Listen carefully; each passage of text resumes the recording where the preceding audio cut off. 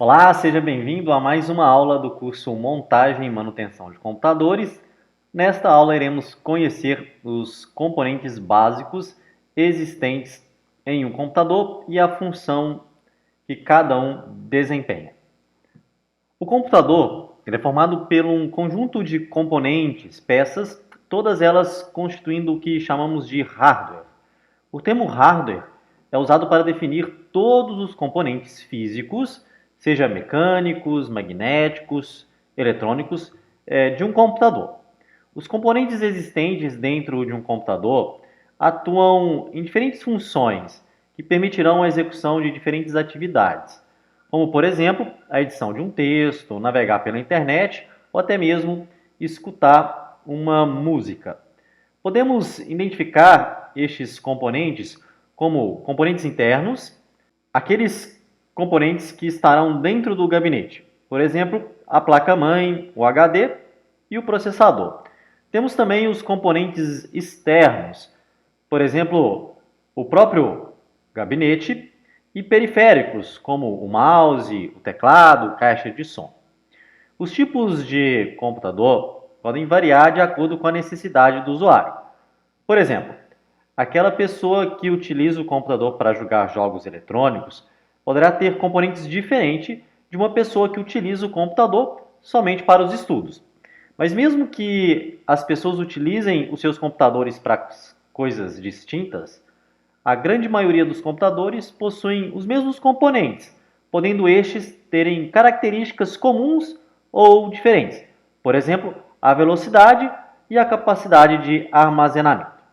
Aqui podemos observar um computador por completo, com monitor, teclado, mouse e caixas de som. Normalmente, estes componentes eles não estão relacionados diretamente com o desempenho do computador, mas são de extrema necessidade para a realização das atividades. Vamos ver alguns componentes externos do computador. O primeiro componente que temos é o gabinete. Muitas pessoas, de forma errada, chamam o gabinete de CPU. Nós vamos ver mais para frente o que realmente é o CPU. O gabinete ele consiste em uma caixa metálica que tem a função de proteger em seu interior os componentes internos do computador. Existem dois modelos de gabinete. O gabinete vertical, aquele também que chamamos de torre, e o gabinete horizontal. A vantagem do gabinete vertical é que há a possibilidade da instalação de um maior número de placas e outros componentes internos. Já no modelo horizontal, ele tem a vantagem de ocupar menos espaço, porém não oferece muita opção para que nós possamos instalar novas placas ou componentes. Existem diversos tipos de gabinete, mas basicamente os dois mais comuns são o padrão AT, Advanced Technology, e o ATX, Advanced Technology Extended. O padrão AT é o mais antigo. Aliás, não se fabrica mais esse tipo de gabinete. Raramente encontramos computadores com esse tipo de gabinete ainda em uso, exatamente por se tratar de computadores muito antigos. Esse tipo de gabinete ele foi desenvolvido a partir dos computadores IBM PC AT, é próprio para placas-mãe AT, não oferece boas condições de organização interna dos componentes, o que prejudica muito a ventilação dentro do computador, podendo causar danos aos seus componentes. Temos também o padrão ATX, é uma evolução do AT, ele foi criado em 1995 pela Intel, é utilizado atualmente para a grande maioria das placas-mãe. Ele possui várias vantagens em relação ao padrão AT. Por exemplo, esse tipo de gabinete ele possui maior espaço interno, o que permite uma melhor organização dos componentes e cabos, uma melhor ventilação e a possibilidade de expansão de hardware, pois normalmente ele possui mais de uma baia, o que possibilita a instalação de drivers de CD, DVD. Este tipo de gabinete, ele também possui um maior número de portas traseiras para a conexão de placas de expansão. É claro que isso tudo vai depender do tipo de placa-mãe que você irá comprar. Aqui podemos ver a diferença entre os gabinetes ATX e AT. Podemos perceber no gabinete ATX uma maior preocupação com relação à ventilação, entre outros aspectos. Aqui a gente pode perceber que tem várias saídas de ar no gabinete ATX e isso não existe praticamente no gabinete AT. Agora que nós já vimos para que serve um gabinete e os tipos de gabinete que existem, vamos ver por dentro do gabinete e aonde nós colocamos cada um dos componentes do computador. É bom lembrar que a posição de cada um dos componentes vai depender do tipo e modelo de gabinete. Aqui, nós vamos ilustrar um gabinete do tipo ATX e um padrão de PC normal, onde entradas e saídas USB existem, drivers de CD, DVD, entre outras coisas. Ao centro do gabinete é localizado a chapa, que vai servir como suporte para a placa-mãe.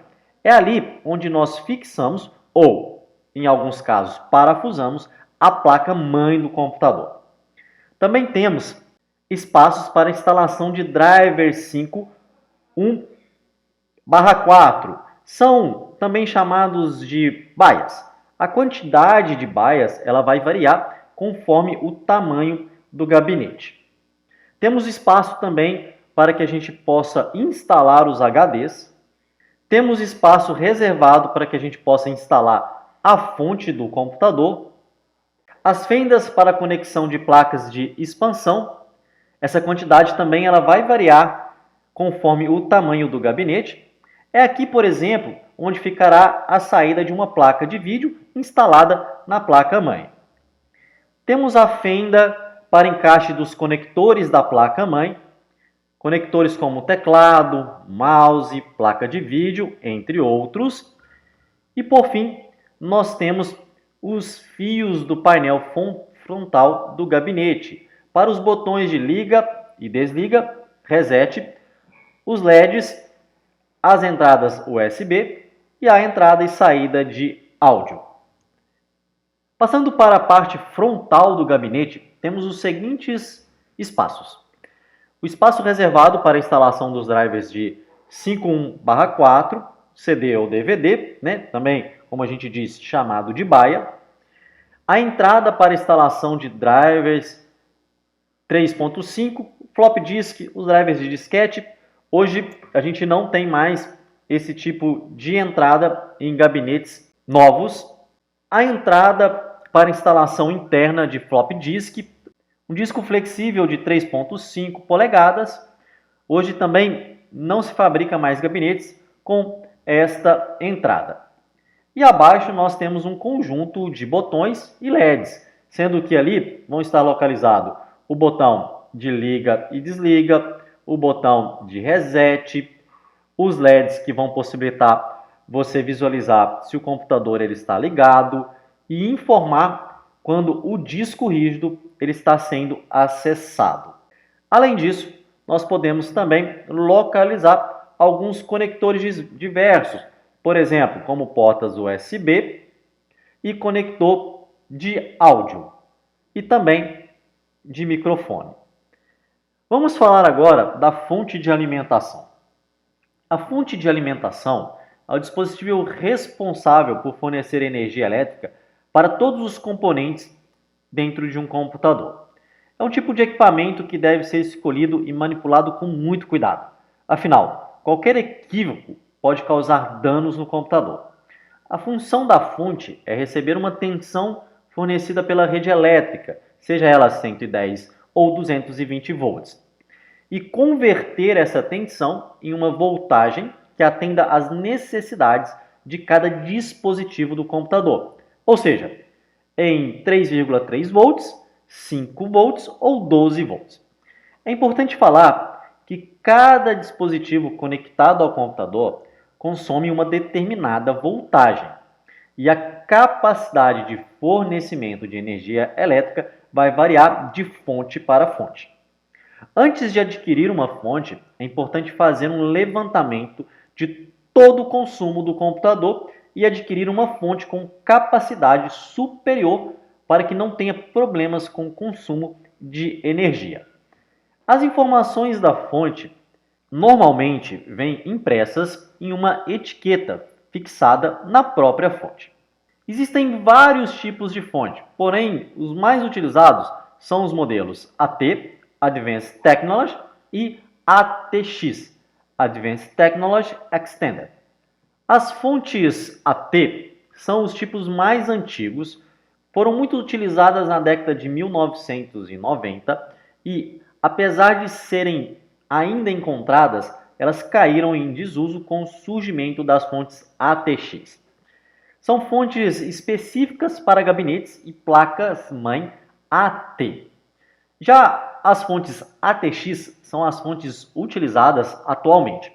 Elas são específicas para gabinetes e placas-mãe ATX. Elas possuem conectores de 20 ou 24 pinos, necessários conforme o modelo da placa-mãe. Este conector é responsável por levar energia à placa-mãe. A fonte ATX ela possui várias vantagens em relação ao padrão AT. Elas possibilitam desligar o computador através de hardware. O conector da placa-mãe consiste em uma única peça, ao contrário do padrão AT, que era dividido em duas peças, com algumas regras para a conexão. Os componentes internos eles são menores. Isso também reduz o peso da fonte ATX. Aqui nós podemos ver a diferença dos conectores de uma fonte ATX e uma fonte AT. Agora vamos ver os tipos de conectores existentes na fonte. O primeiro é o conector de energia para dispositivos IDE. Nós podemos chamá-los também de Molex. Esse conector é usado para levar energia a drivers do tipo IDE. Este conector de 4 pinos foi padrão durante muitos anos. Nas máquinas de hoje já não é muito mais utilizado. Temos também o conector SATA. Esse conector é responsável por levar energia ao disco rígido. Eles podem levar 3,3, 5 ou 12 volts para suas unidades. Caso a sua fonte não tenha um conector SATA e você quer instalar um dispositivo que tem somente entrada SATA, você pode utilizar um adaptador para dispositivos SATA e IDE. Chamamos este adaptador de Molex SATA. Se você é um pouquinho mais velho, você deve se lembrar dos antigos disquetes. Para que os drivers funcionassem, era preciso de um conector de flop drive estivesse ligado a um deles. Embora esses dispositivos estejam completamente defasados, algumas fontes atuais ainda podem ser encontradas com esse tipo de cabo. Temos o conector ATX 12 volts de 4 pinos. Este conector ele serve para fornecer energia para o processador. As fontes ATX 2.0 contam com um conector de 8 pinos, enquanto as ATX 1.3 e inferiores dispõem de um conector de 4 pinos. Na maioria dos casos, os 8 pinos eles são divididos em dois conectores, de forma a manter a compatibilidade com as versões anteriores. Temos também o conector EPS 12 volts de 8 pinos, que serve para fornecer energia para placas de vídeo, e os slots PCI Express, que também servem para enviar energia para as placas de vídeo, que demandam demais energia. É bom lembrarmos que a quantidade de conectores ela vai depender de fonte para fonte. Algumas terão mais conectores e as outras menos conectores. Vamos ver alguns cuidados que devemos ter com a fonte de alimentação do computador. O primeiro cuidado que devemos ter é, antes de ligar o computador, é importante que você verifique se o seletor de voltagem está em 110 ou 220 volts. e se ele está de acordo com a corrente elétrica local. Caso ele não esteja, há um grande risco do seu computador vir a queimar algum dispositivo. É importante também instalar um tipo de fonte compatível com o modelo da sua placa-mãe. O ideal é que a caixa protetora da fonte ela seja blindada para evitar interferências eletromagnéticas. Verifique também se a fonte está fornecendo energia suficiente para todos os componentes conectados a ela. Caso ela não esteja fornecendo energia suficiente, isso poderá afetar o funcionamento do computador. É sempre importante verificar se a ventoinha está funcionando normalmente. Às vezes, devido ao acúmulo de pó, a ventoinha poderá ficar presa ou ter uma rotação menor. Isso poderá causar superaquecimento na sua fonte. E antes de abrir um computador, primeiro desligue o cabo de energia da fonte. Caso você queira calcular o consumo de energia que o seu computador gastará e verificar qual modelo de fonte comprar, você poderá utilizar o site Alter Vision Power Supply Calculator. Este site aí que está aparecendo para você na tela. No site, aqui você poderá, através de um formulário, colocar todas as características do seu computador. Então aqui, por exemplo, vamos fazer um levantamento. Aqui nós temos na placa mãe, nós vamos selecionar o tipo. Aqui vamos deixar aqui a opção desktop. CPU, nós vamos colocar aqui 1 e vamos procurar o modelo do nosso processador. Vamos colocar aqui Intel Pentium 4. Aqui vamos também selecionar a nossa memória. Eu preciso colocar aqui a quantidade de pentes de memória. Então, por exemplo, eu vou colocar aqui 1 e vou colocar o módulo da minha memória. Vamos colocar aqui 4 GB. Na parte Video Cards, aqui a gente vai selecionar a nossa placa de vídeo. Vamos colocar aqui AMD e vamos selecionar aqui a nossa placa de vídeo. Caso você tenha outra placa de vídeo, você pode colocar aqui também. Em Storage, nós vamos colocar aqui quanto HDs ou SSDs nós temos. Então aqui a gente vai colocar aqui a quantidade, vou colocar aqui 1 e vou colocar aqui que ele é SATA SSD. Vamos definir também se a gente tem aqui um driver de CD, vamos colocar 1 e vamos selecionar aqui que a gente tem um driver de CD e DVD. Caso você tenha aqui uma placa PCI Express, você pode colocar. Aqui vamos deixar 100. PCI Cards também. Mouse e teclado, vamos colocar aqui um mouse e o teclado. Vamos passar aqui. Caso você tenha outros dispositivos, vamos colocar aqui eu tenho aqui o USB 3.0. Vamos colocar aqui outro também. Eu tenho aqui o LED. Eu também tenho aqui, por exemplo, um cooler. E tá bom. Aqui eu vou colocar aqui alguns outros questões de cooler também. Vou colocar aqui a capacidade do meu cooler.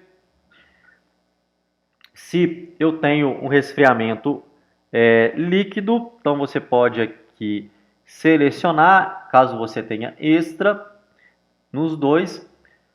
Você pode colocar aqui também o monitor. Vamos colocar aqui o monitor que nós temos. Vamos colocar aqui LED de 17 polegadas. Você coloca aqui o tempo de uso do seu computador. Vamos colocar 8 horas por dia. E se você utiliza para tarefas pesadas, como por exemplo jogos, vamos colocar aqui que você joga também. Vamos colocar aqui 2 horas por dia.